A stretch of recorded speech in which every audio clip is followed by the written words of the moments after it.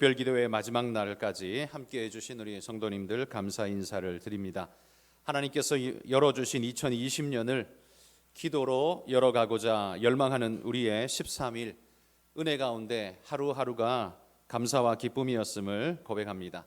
매 시간 하나님 은혜를 주셨고 무너졌던 우리의 영적인 습관을 다시 한번 세우는 좋은 기회가 되었음에 감사를 드립니다.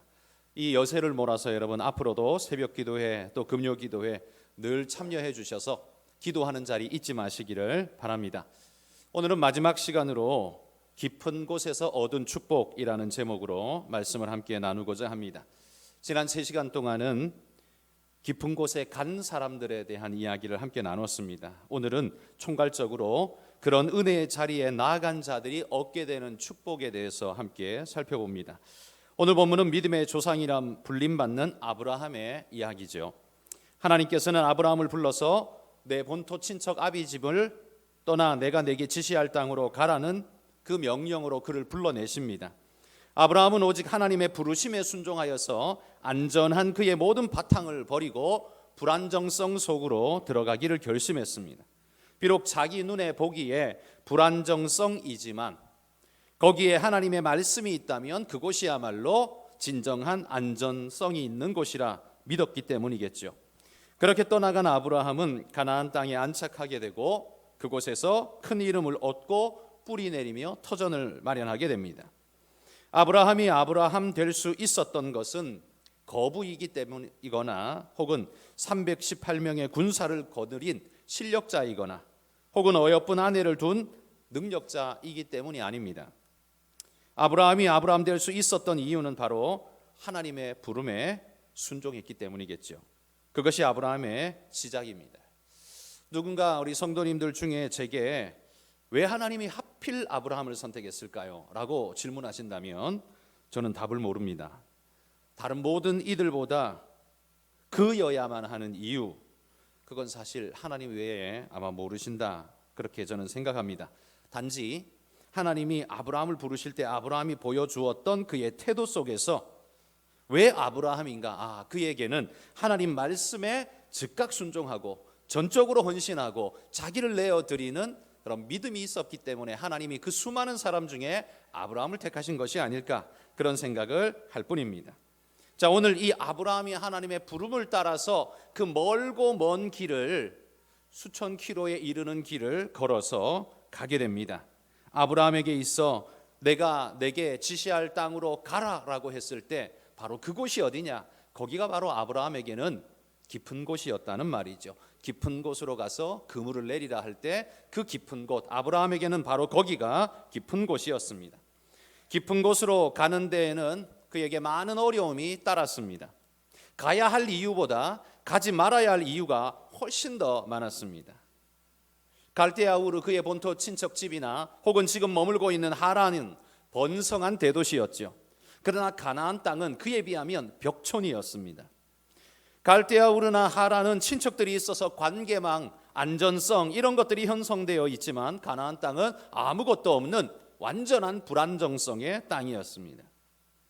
우르나 하란은 내일을 기대해 봄직한 그런 땅이었지만 가나안은 미래가 보이지 않는 그런 땅이었습니다. 우르나 하란은 건사해야 할 가족들이 그래도 안전하게 생활할 수 있는, 가족들에게 뭔가 제공할 수 있는 곳이었지만 가나안 땅은 가족들을 위험에 몰아 넣을 수밖에 없는 그런 곳이었습니다. 그런데 가야 할까요? 그런데 가는 게 쉬울까요? 그러나 아브라함의 선택은 말씀에 의지하여 갔다라고 성경이 말합니다. 깊은 데로 가던 베드로의 고백처럼 말씀에 의지하여 깊은 데로 가겠습니다.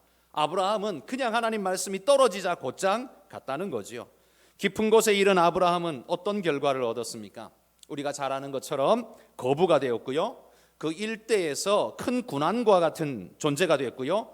가나안 땅 동서남북을 돌아보라, 그 땅 다 너에게 주겠다라는 땅을 얻었고요. 자녀도 나중에 많이 얻게 됩니다. 민족의 조상이라는 이름까지 얻게 됩니다.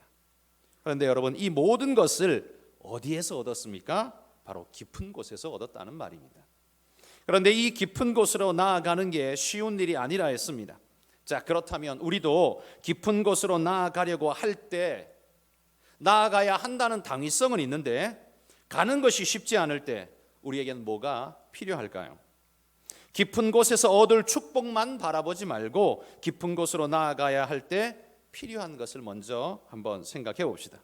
이 아브라함이 깊은 곳으로 나아갈 때 그에게 필요로 되어졌던 것이 무엇이었을까? 첫 번째, 말씀을 듣는 것이 가장 첫 번째였습니다.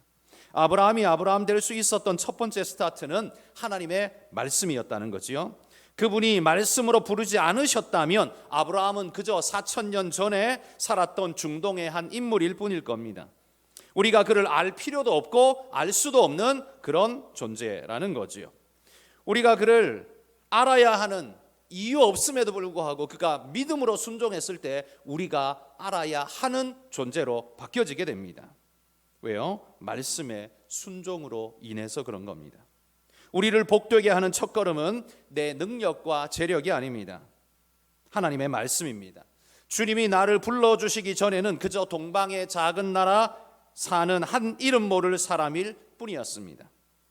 아무도 알지 못할 뿐더러 알 필요도 없는 사람이 바로 우리였습니다. 그러나 말씀이 임하고 난 이후에 우리는 반드시 알아야 될 자가 되었습니다. 왜요? 왜냐하면 우리는 하늘나라의 왕자와 공주가 됐기 때문입니다. 천사들이 우리의 이름을 반드시 알아야 합니다. 하나님도 우리를 당연히 알고 계십니다. 비록 오늘 내 모습이 그에 걸맞지 않아 보인다 할지라도 하나님이 선택하시고 자녀로 삼으신 이상 그 가치는 다른 어떤 것에 비할 것이 없다는 거죠. 여러분, 내가 걸치고 있는 옷이 외면적으로는 내 가치를 평가하는 척도가 처음 될 수 있지만 또 내가 자리 잡고 있는 그 직위가 나를 평가하는 어떤 기준이 되겠지만 하나님은 그런 걸로 평가하지 않으십니다. 그분 앞에 의미가 된 우리는 존재가 완전히 바뀌었습니다.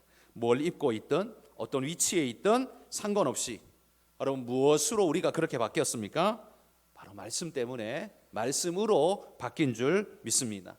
하나님이 우리를 그렇게 불러주실 때 우리는 바뀌었다는 말이죠.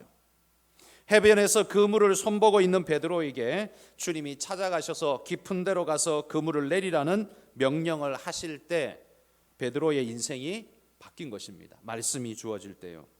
그 말씀이 없었다면 베드로는 어떻게 됐을까요? 베드로는 그냥 베드로일 뿐일 것입니다. 아무 특별한 의미도 없는, 우리가 그의 이름을 알 필요도 없는, 알지도 못하는 그런 존재였을 겁니다. 여러분, 우리의 의미는 그분의 말씀이 내게 임하시면서부터 우리의 의미가 달라진다는 사실을 우리가 믿으시기를 소망합니다.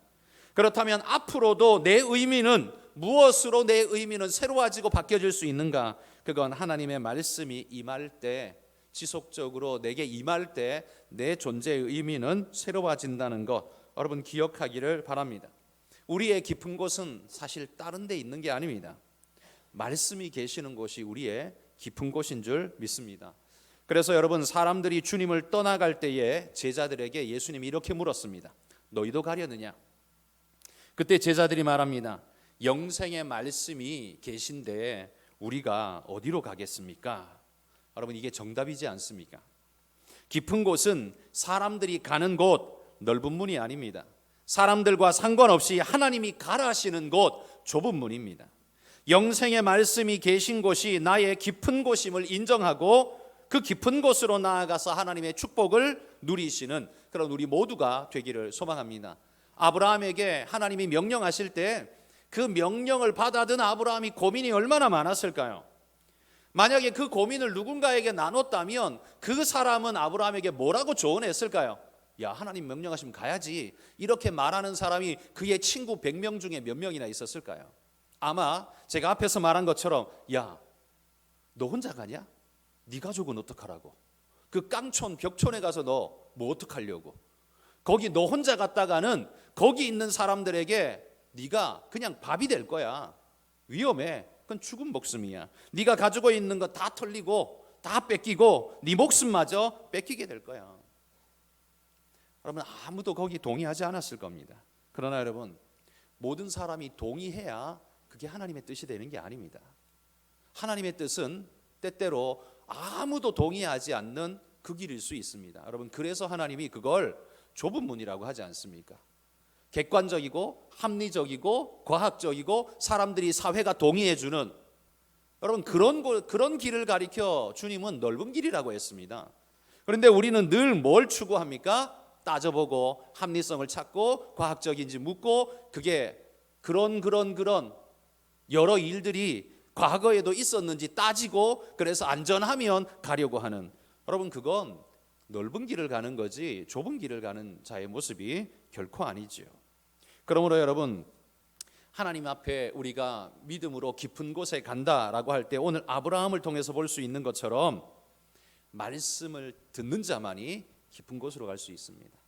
말씀을 듣지 않고 사람들의 조언을 구하고 사람들의 이야기를 듣는 사람은 깊은 곳으로 가는 게 아니라 그냥 넓은 문으로 가는 것일 뿐입니다. 우리 성도님들, 오늘 우리 사회가 교회를 향해 신앙을 향해 손가락질하며 뭐라고 할 때 여러분 거기 흔들리지 마십시오. 그들이 말하는 대로 똑같이 앵무새같이 말하고 싶은 욕구가 여러분 안에 있어도 여러분 우리는 그들이 말하는 대로 살아가는 자가 아니라 주님이 말씀하신 대로 살아가는 자입니다라고 결단하고 사셔야 합니다. 그게 명백하게 손해보는 일이고 합리적으로 어리석은 일일지라도 그게 야 따져봐 그게 말이 돼? 말도 안 돼 라고 그렇게 생각될지 몰라도 여러분 우리의 결론은 뭡니까? 하나님이 가라시면 나는 가겠습니다. 여러분 거기에 합리가 어디 있습니까? 무지 같지요. 거기 무슨 과학적입니까? 그게 광신 같죠. 그런데 여러분 진짜 신앙은 뭡니까?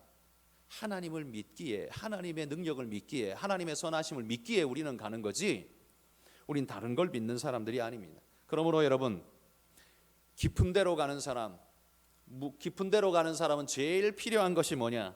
말씀이라는 사실, 말씀 따라가겠다는 사실. 여러분의 인생도 실력 따라가고 사회의 어떤 가치를 따라가고 사회가 그쪽이 유망주라고 하더라 그래서 그 우량주를 따라가고, 그게 아니라 하나님이 여러분에게 뭐라고 말씀하시든 여러분 말씀 따라갈 수 있는 그런 분들이 되시기를 소망합니다.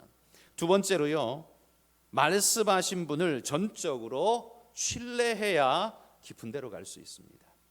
말씀을 받아야만 깊은 데로 갈 수 있다는 게 첫 번째였고요. 두 번째는 신뢰해야만, 그 말씀하신 분을 신뢰해야만 깊은 데로 갈 수 있습니다. 여러분 깊은 곳이 나를 바꾸는 것이 아니라 깊은 곳으로 부르시는 그분이 나를 바꾸십니다. 축복은 어떤 자리에 가면 있는 게 아니라 원래는 동으로 가, 운이 트여, 어느 자리에 가야 복이 되는 게 아니라요, 축복을 주시는 그분 앞으로 나갈 때 복을 얻는 것입니다. 믿습니까? 그러므로 여러분 말씀이 주어질 때 그 말씀에 전적으로 신뢰하며 그분께 자신을 맡기는 자들이 깊은 곳으로 갈 수 있습니다. 맡기지 않고 어떻게 깊은 곳으로 가겠습니까? 깊은 곳이 말씀이라면 그 그물, 그곳에서 내려야 하는 그물은 신뢰와 순종이라는 겁니다. 순종도 신뢰를 바탕으로 이루어집니다. 그러므로 순종하라는 말씀이 내게 가능해지려면 내게 뭐가 있어야 돼요? 내게 그분을 향한 신뢰가 있어야 한다는 말입니다. 다니엘의 세 친구들은요, 나를 구원하시는 하나님을 신뢰한 게 아닙니다. 포인트를 좀 제가 강조를 조금 잘못했네요. 나를 구원하시는 하나님, 그 하나님을 신뢰한 게 아니라 그들은 하나님 그분 자체를 신뢰했습니다. 이 둘의 차이가 뭔지 분간하시겠죠? 여러분 다니엘의 세 친구는 하나님이 주시는 어떤 것을 신뢰한 게 아니라는 말입니다.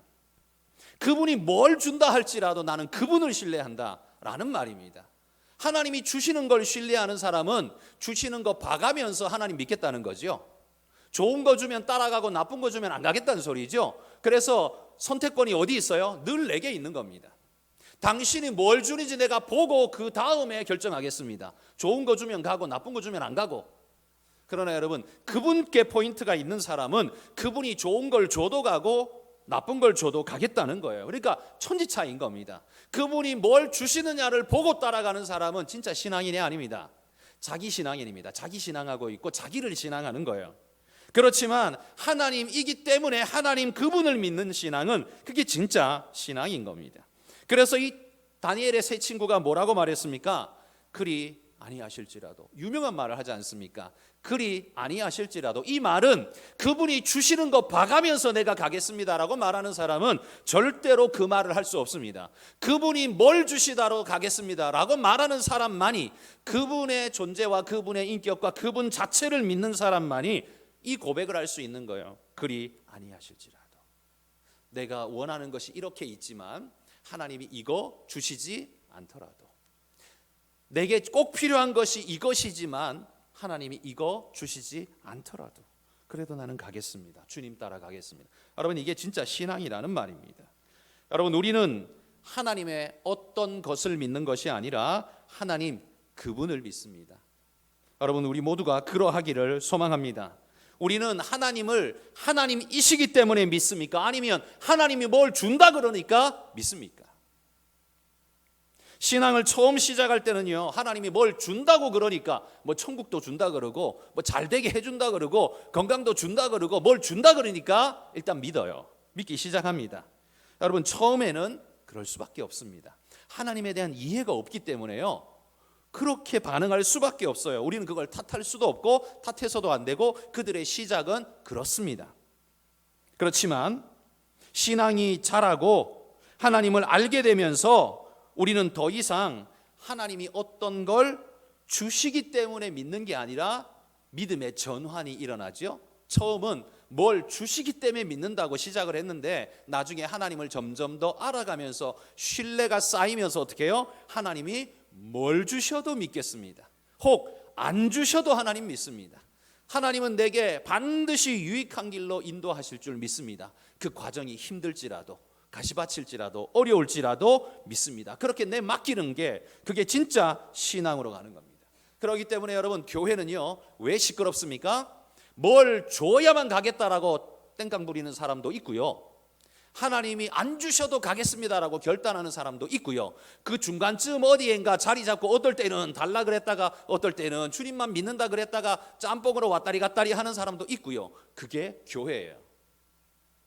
그러니까 여러분, 교회가 조금 뭐 뒤섞여 보이고 혼란스러워 보여도 그거 그냥 당연한 거예요. 왜? 신앙은 다 과정 중에 있기 때문에, 천차만별이기 때문에. 여러분, 그러기에 그런 사람들 보고 탓하지도 욕하지도 뭐 하지도 마십시오. 그냥 내가 하나님 앞에 어느 과정에 있는가가 중요한 겁니다. 나는 하나님이 뭘 주시기 때문에 하나님을 믿고 의지하는가, 아니면 하나님이기 때문에 하나님을 믿고 의지하는가.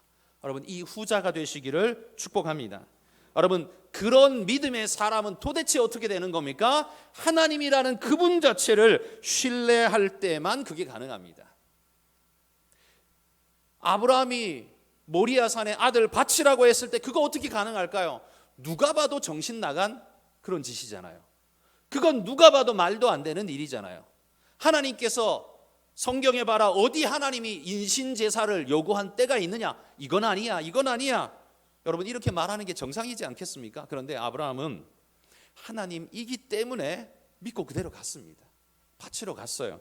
그랬더니만 하나님께서 더 놀라운 은혜의 구원으로 바꿔놓는 걸 보십시오. 하나님이 보고 싶은 건, 하나님이 받고 싶은 건 이삭이 죽어 제물로 드려지는 게 아니라 아브라함이 죽어서 제물로 드려지는 겁니다.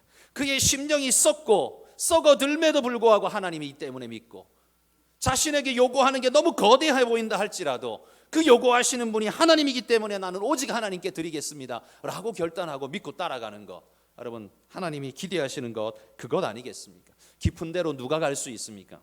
깊은 데로 가는 건 오직 하나님을 신뢰하는 자만이 갈 수 있다는 사실을 기억하십시오. 여러분은 하나님을 얼마나 신뢰하십니까? 뭘 주기 때문에 신뢰하십니까? 내가 하나님 요만큼 섬기면 뭐 이거 줘야죠, 이거 주십시오, 네 이거 할 테니까, 그러고 섬기고 계십니까? 그건 진짜 신앙이 아니고 그건 자기 신앙입니다. 그 신앙에서 탈바꿈 하셔야 됩니다. 그 허물, 인간적 허물을 벗어던지고 진정한 신앙으로 여러분 우리가 나아가야 하는 거죠. 거기에 꼭 필요한 게 신뢰라는 겁니다. 깊은 곳으로 갈 수 있는 두 번째 우리의 필요, 신뢰를 가지시기를 소망합니다. 세 번째는요, 신뢰에 이어진 순종입니다. 전적 신뢰가 이루어지면 그 다음 자동적으로 나타나는 외부적 태도가 뭐냐? 그게 순종입니다. 그걸 순종이라고 부르는 겁니다. 순종은 외부적 행동 양식이지만 이미 그 내면에서 전적 신뢰의 과정을 거치고 나타나는 결과물입니다. 그렇다면 반대로 한번 생각해 보십시오. 반대로 내가 순종하지 못하는 이유가 뭘까요? 어려워서? 시간이 없어서? 돈이 없어서? 뭐가 없어서? 아닙니다. 신뢰가 작동하지 않기 때문입니다. 다른 이유는 없습니다. 내가 하나님을 신뢰하지 않기 때문에 순종이 되지 않는 겁니다. 순종이 어려운 이유는 신뢰가 되지 않기 때문입니다. 그분을 무한 신뢰한다면 불순종이 사실 나올 수가 없습니다.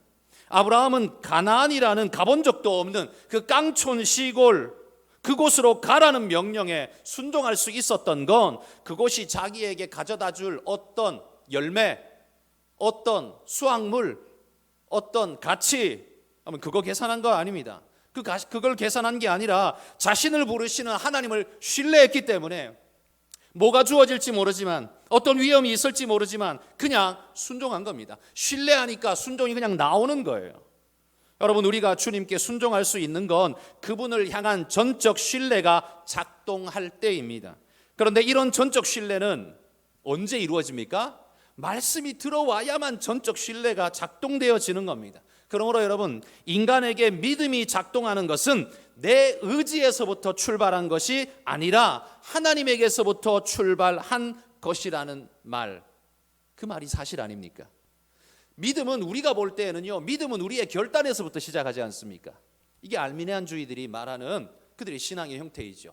사람의 결단에서부터 신앙은 시작한다. 그래서 전도도 우리가 전도를 해야 구원이 이루어진다. 근데 칼빈이즘은 뭡니까? 칼빈주의는 뭘 말합니까? 나의 결단도 하나님의 선택과 은혜에서부터 시작한다. 내 의지와 내 결단에서부터 신앙이 시작하는 게 아니라 하나님의 선택에서부터 시작한다. 그게 바로 이 말씀 아닙니까? 여러분, 우리의 순종은 무엇이 밑받침될 때 순종이 나온다고요?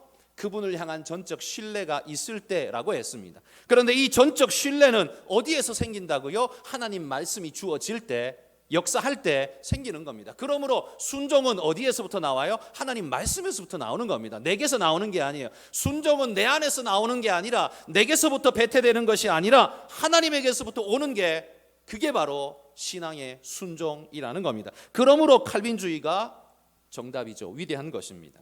그건 사람의 행동을 무의미하게 만드는 게 아닙니다. 칼빈주의가 예정론이라고 하니까 예정되어 있으면 우리가 믿을 필요가 뭐 있어? 할 필요가 뭐 있어? 선교할 필요가 뭐 있어? 뭐 할 필요가 뭐 있어? 이런 말이 그냥 나옵니다만, 여러분, 인간의 선택과 인간의 노력을 의미 있게 하는 건 하나님의 선택입니다. 하나님이 그렇게 하시기 때문에 우리의 선택과 노력이 의미가 있습니다. 하나님이 선택하지 않으셨으면 우리의 수많은 노력으로 천국 갈 수 있습니까? 수많은 노력으로 인생이 그렇게 변화될까? 내가 노력을 좀 하면 인생이 아름다워집니까? 그런 인간의 노력이 무의미하지는 않습니다만 그것이 진짜 아름답게 만들어내는 근원적 촉매제가 어디에서 시작합니까? 하나님 말씀이 들어올 때 인생이 바뀌더라는 겁니다. 하나님 말씀이 우리 안에 들어올 때 그때 인생의 신뢰와 순종이 나오더라는 겁니다. 그러니까 인간은 그냥 하나님 없이 내버려 두면 전적 신뢰와 하나님을 향한 믿음이 생기는 존재냐? 아니라는 거예요. 하나님 말씀이 들어오지 않으면 안 된다는 거예요. 그래서 구원은 누구부터 시작하냐? 나에게서부터 시작하는 게 아니에요. 하나님에게서부터 시작하는 겁니다. 주님이 주신 은혜라는 말입니다. 여러분, 아브라함이 깊은 곳으로 가는 데에는 이 세 가지가 필요했습니다. 첫 번째, 뭐가 있어야 된다 그랬어요? 제일 중요한 거, 말씀이 들려야 했습니다. 말씀이 주어져야 한다 했습니다. 두 번째는요, 하나님을 향한 신뢰가 있어야 한다. 세 번째는 순종이 있어야 한다. 세 가지를 했습니다. 깊은 곳으로 가려면 이 세 가지가 있어야 합니다. 왜 가야 하는데요? 말씀이 말씀하기 때문입니다. 어떻게 갈 수 있습니까? 나는 전적으로 그분을 신뢰하기 때문에 갈 수 있는 것입니다. 그 순종이 나오는 것입니다. 자, 그러면 아브라함이 깊은 곳으로 가서 얻은 축복은 뭘까요? 많지만 세 가지로 정리해 보겠습니다. 첫 번째는 땅을 얻었습니다. 아브라함이 갈대아 우르와 하란에서 얼마만한 땅을 소유하고 있었던 지주였는지는 성경이 나오지 않기 때문에 모릅니다. 뭐 땅이 하나도 없었을지도 모르고요, 아니면 많이 가진 존재였을지도 모르겠습니다만, 그러나 가나안으로 오고 난 다음에 그는 얼만큼의 땅을 얻습니까? 성경의 말씀대로 동서남북을 돌아봐라, 보이는 땅 끝까지 내가 너한테 주겠다. 그게 전부 아브라함 거였습니다. 어마어마한 축복이지요. 이후에 팔레스타인 땅은요, 공식적으로 하나님이 아브라함에게 주신 땅으로 인정됩니다. 그런데 단순히 땅만 넓은 게 아니에요. 넓은 땅만 주신 게 아니라 거기에 하나님이 뭘 주셨어요? 미래에 대한 보장과 약속을 함께 주셨습니다. 그래서 의미 있는 것이죠. 그냥 땅덩어리만 넓은 게 아니라 거기에 하나님의 약속이 주어진 겁니다. 여기에서 너와 너의 후손이 열매 맺게 될 것이고, 내가 너에게 보낼, 너를 통해 보낼 메시아, 그 메시아를 보내시도록 예비하신 것이죠. 그러나 아브라함은 살아 생전에는요, 얼만큼의 땅을 소유했습니까? 막벨라 굴, 자기가 돈 주고 산 막벨라 굴, 자기 아내를 묻기 위해서 산 막벨라 굴밖에는 그의 소유가 없었습니다. 그러니까 생전에는 그 모든 땅의 영광을 사실 보지 못했다는 말이죠. 약속은 있는데요, 자기 생전에는 그걸 보지 못했어요. 그러나 믿음은 바라는 것들의 실상이지요.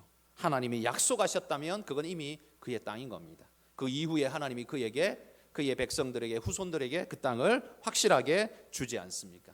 여러분, 그렇다면 그리스도인들은 깊은 곳으로 가서 무엇을 얻습니까? 이 땅의 약속을 받아 누리는 자들, 여러분, 그 그리스도인 아닙니까? 아브라함만 땅을 받았습니까? 우리는 뭘 받았습니까? 우리는 천국을 하나님께 약속받은 존재입니다. 청담동, 대치동, 압구정동, 그런 허접한 땅을 받은 게 아니라, 이럴 때 아니면 언제 큰 소리 쳐보겠습니까? 대치동 땅을 가지고 허접한 땅이라고 말을 누가 감히 하겠습니까? 대한민국 사람 치고 신앙인이나 하죠. 청담동, 대치동, 압구정 같은 허접한 땅이 아니라 천국을 하나님 우리에게 주셨다는 말입니다.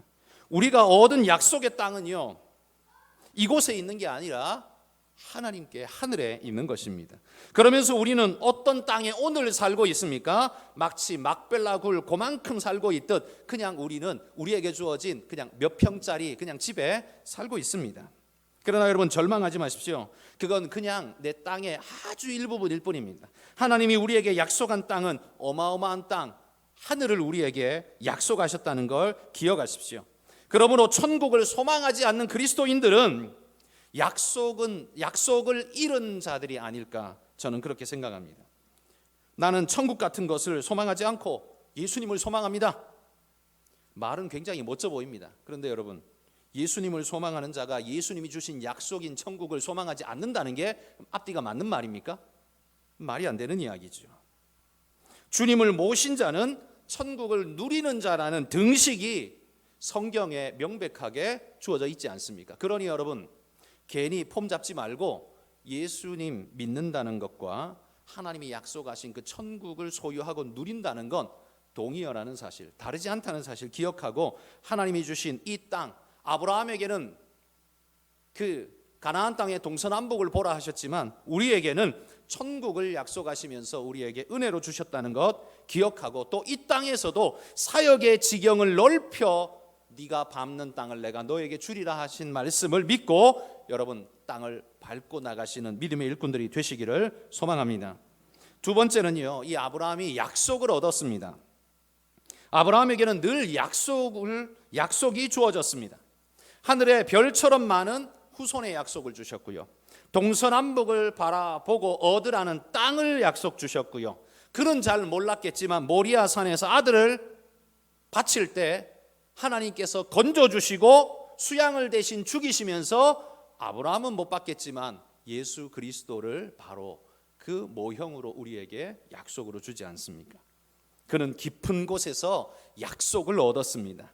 단순히 땅의 약속만이 아니라 영원한 약속을 얻었다는 겁니다. 갈대아 우르에서, 하란에서 내가 약속할 그곳으로 너는 가라, 내가 명하는 곳으로 가라라고 했을 때 거긴 정말 깡촌이고 위험하고 불안정하고 아무 믿을 구석이 없는 그런 곳 아닙니까? 라고 말할지 모르지만 거기 갔더니만 뭐가 있어요? 하나님이 주시는 땅의 약속이 성취되고요, 그리고 여기 하나님께서 무한하게 부어주시는 모든 약속이 그에게 선물로 주어지게 되었다는 겁니다.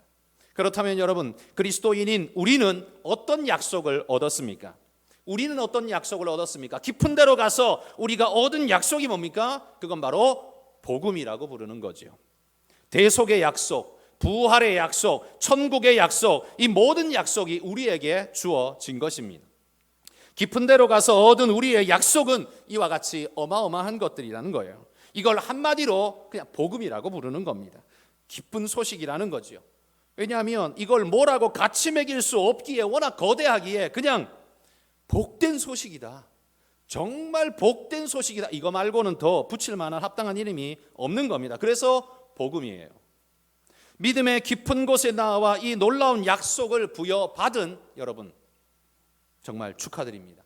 이 모든 것이 우리의 것임을 기억하고 오늘 내가 비록 저들보다 조금 많이 벌지 못해도, 저들보다 지평수가 좀 크지 못해도, 좀 높은 자리에 앉지 못해도 걱정하지 마십시오. 우리에게 약속하신 것이 어마어마하다는 사실을 기억하고 아브라함이 누렸던 그 놀라운 축복보다 우리가 누리는 축복이 훨씬 더 크다는 걸 기억하고 여러분 기쁨으로 주님 따라가시는 믿음의 존재들이 되시기를 소망합니다.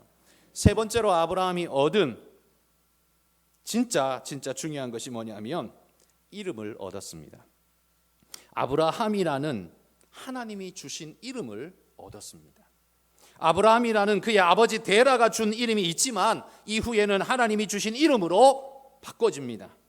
이 얼마나 엄청난 축복입니까? 여러분, 이름이 새로 주어진다는 건 그건 새로운 삶이 시작된다는 의미입니다.